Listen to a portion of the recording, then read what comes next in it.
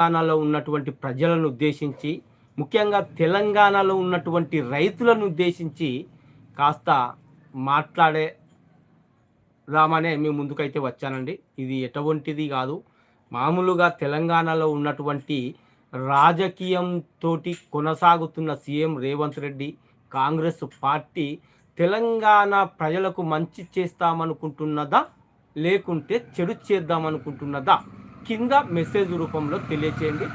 ముఖ్యంగా అందరికీ తెలియజేస్తున్నది ఏంటంటే, తెలంగాణ రాష్ట్రంలో కాంగ్రెస్ పార్టీకి అనుకూలంగా ప్రజలు ఉన్నటువంటి వారు ఎవరైనా ఉంటే ఇంకా మీకు ఖచ్చితంగా చీము నెత్తురు తెలంగాణ కూడు తింటుంటే, ఒకవేళ తెలంగాణ కూడు తింటుంటే కాంగ్రెస్ చేస్తున్న తప్పిదాలు, అబద్ధాలు, అరాచకాలు, మోసాలను చూస్తూనే కాంగ్రెస్ను భుజాల మీద వేసుకున్న విధంగా మాట్లాడుతున్న వారిని ఏమనుకోవాలనేది ఇక్కడ మీరు ఉద్దేశించుకోవాల్సిన అవసరం ఉన్నది. వాస్తవంగా ఇక్కడ ఏ పార్టీతోటి మనకు సంబంధం లేదు. బీఆర్ఎస్ పార్టీకి సంబంధం లేదు, కాంగ్రెస్ పార్టీకి సంబంధం లేదు. కానీ కొనసాగుతున్నటువంటి కాంగ్రెస్ పార్టీ గత 2.5 సంవత్సరాల నుంచి ఏ విధంగా పరిపాలన కొనసాగిస్తున్నదో అందరూ చూస్తున్నారు. మొన్నటికి మొన్న, నిన్నటికి నిన్న సీఎం రేవంత్ రెడ్డి గారు, నేను అందుకే తమ్నెయిల్లో ఏమని పెట్టిన, ఊరందరిది ఒక దారి అయితే ఉలిపి కట్టది ఒక దారి అని పెట్టిన. కానీ నిజానికి అది కాదు. ఏంటి అంటే మహా తెలివి మీరిన సీఎం రేవంత్ అని చెప్పుకోవచ్చును. ఎందుకంటే అది అతనికి తెలుసు, అక్కడి నుంచి నీళ్లు కొడితే ఖచ్చితంగా పంటలకు సాగు నీరు అందుతుందనేది వాస్తవానికి తెలుసు. కానీ మరి ఎవని కోసమో ఇక్కడ తెలంగాణలో పారుతున్నటువంటి నీళ్లను వదిలేసిండు. ఇది వాస్తవంగా ప్రజలు అనుకుంటున్న మాట. మేధావులు, ఇంజనీర్లు, ప్రతిపక్షాలు, అన్ని రకాల ప్రజలు సీఎం రేవంత్ రెడ్డి చేస్తున్న తప్పిదాలను ఎండగడుతుంటే అన్ని రకాల మనుషులంతా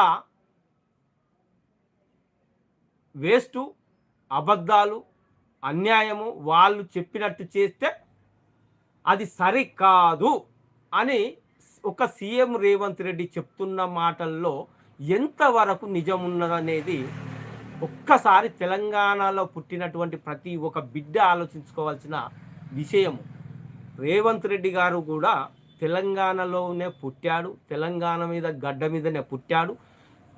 అంబాడుతూ, పాకుతూ, నడుస్తూ ఇప్పటి వరకు తెలంగాణ కూడు తినే బ్రతికిండు. కానీ తెలంగాణకు అన్యాయం చేస్తున్నాడా లేదా అనేది ప్రజలను ఉద్దేశించి నేను అడుగుతున్నాను. ఎందుకంటే ప్రజల నుంచి తీవ్రంగా వ్యతిరేకత, ఆగ్రహము కట్టలి తెంచుకోనంత ఆగ్రహం వస్తున్నది. కానీ ఎందుకు అంటే అక్కడ సీఎంఐ కూర్చున్నాడు కాబట్టి నిజంగా వాస్తవంగా బ్రతికిపోతున్నాడు సీఎం అని చెప్పుకోవచ్చు.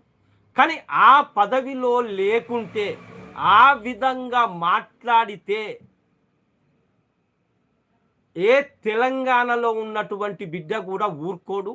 ఉరికిచ్చి తెలంగాణ రాష్ట్రం అంతా కొట్టి రక్తము, మాంసము ముద్దలు చేసి మన ఊరిలా పొలిమేర అని ఒక దేవతను పెట్టుకొని బలివోస్తారు చూసినావా? అదే విధంగా తెలంగాణ బిడ్డలు చేసునేమో అని నాకు అనిపిస్తున్నది. ఎందుకంటే ఆగ్రహము, ఆవేశాలను కట్టలు తెంచుకొని ప్రజలు ఆగుతున్నారంటే వాస్తవంగా సీఎం అయి ఉన్నాడు కాబట్టి మాత్రమే ఇక్కడ ఓర్చుకొని మరీ ఇక్కడ ఉన్నారు. కానీ ఆ పదవి అనేది శాశ్వతం కాదు.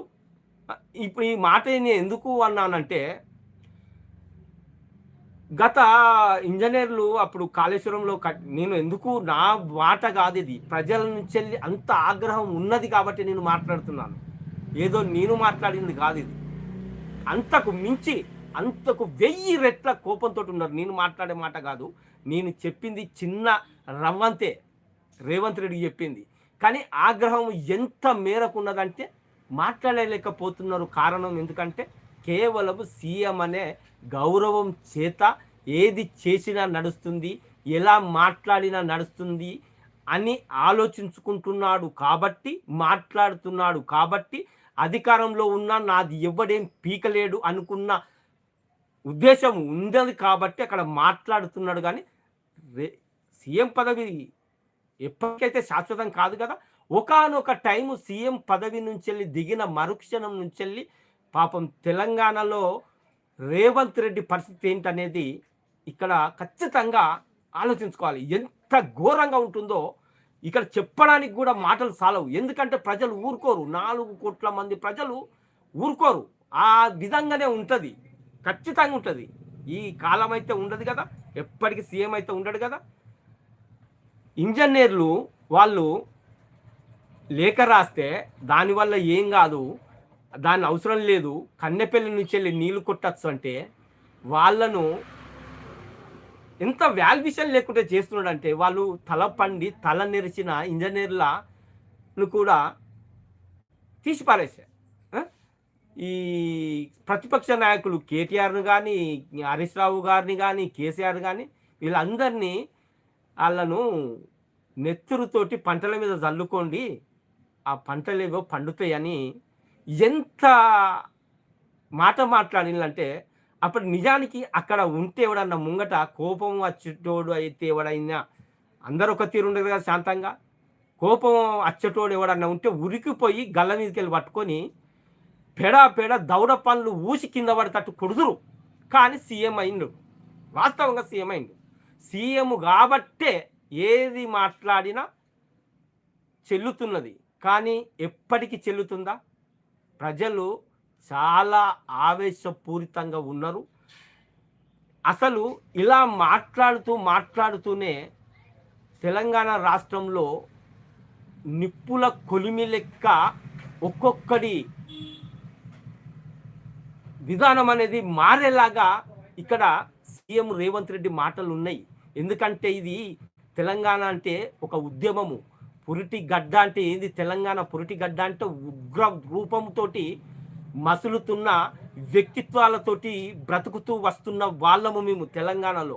మరి నువ్వు తెలంగాణలోనే పుట్టి తెలంగాణ తిండి తిని తెలంగాణలో సీఎం పదవిలో కూర్చుండి తెలంగాణకు 4,00,00,000 మంది చూస్తుండగా ఇంత అన్యాయము చేస్తూనే, ఇంత అక్రమాలు ఒడిగడుతూనే, ఇంతమంది ప్రజలను తప్పుదోవ పట్టిస్తూనే, ఇంత అబద్ధాలు పుండకోరు రాజకీయాలు చేస్తూనే ఎవని కోసము నువ్వు ఇలా అయ్యావనేది కూడా ఇక్కడ ప్రజలు ఆలోచించుకోవాల్సిన అవసరం ఉన్నది.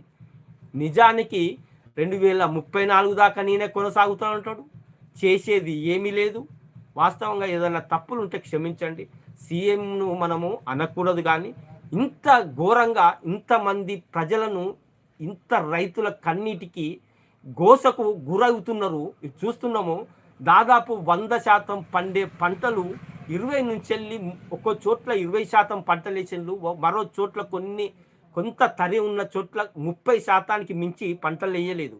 దానికి కారణము ఎవరు? సీఎం రేవంత్ రెడ్డి గారు. ఎందుకు అయిండు కారణం అంటే మరి గత సంవత్సరం ఎందుకు కాలేదు? అప్పుడు వర్షాలు మంచిగా అనుకూలంగా పడ్డాయి. కానీ ఎల్నినో ప్రభావం చేత ఈ సంవత్సరం అనేది కాళేశ్వరం ప్రాజెక్టు అనేది ఇక్కడ వెలుగులోకి రావడం ఒక మంచి ప్లస్ పాయింట్ ఇది. సీఎం రేవంత్ రెడ్డి గారికి మాట్లాడిన విధానంలో మొదట మాట్లాడిన ఒక్క తప్పు వల్ల ఇన్ని రకాల అనర్థాలకు తావిస్తున్నాడు రేవంత్ రెడ్డి గారు. ఇది వాస్తవమా కాదా ఒక్కసారి ప్రజలారా ఆలోచించుకోండి. వాస్తవంగా నాకంటే పెద్దోడు సీఎం రేవంత్ రెడ్డి గారు. నేను హృదయపూర్వకంగా సీఎం గారిని కొనియాడతానే కానీ ప్రజల నుంచెల్లి వస్తున్న మాటలు వింటుంటే చెవుల నుంచెల్లి నెత్తురు కారే విధంగా ఉన్నాయి. మాటలు ఆ విధంగా ఉన్నాయి. ఎందుకంటే సీఎం భవిష్యత్తు ఇక మీదట తెలంగాణలోనే కొనసాగపోవచ్చు. ఎందుకంటే ఎవరో ఊరుకోరు. ఎంతోమంది మేధావులు ఉన్నారు, ఎంతోమంది ఉన్నారు. ఎవరో ఊరుకోరు. చూస్తూ ఇప్పుడు ఊరుకోవచ్చును. కానీ తర్వాత పరిస్థితి ఎంత దుర్భరమైన పరిస్థితి ఉంటుందో ఒకసారి ఆలోచించుకో.